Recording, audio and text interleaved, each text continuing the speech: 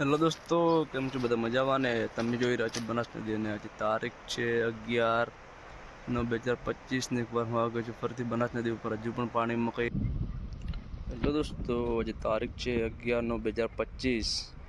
હજુ પણ પાણીમાં કંઈક વધારે ઘટાડો થયો નથી. હજુ પણ પાણી બહુ ચાલે છે નદીમાં. તો જેમાં આજની તારીખમાં 598 પ્લસ પાણી થઈ ગયું છે.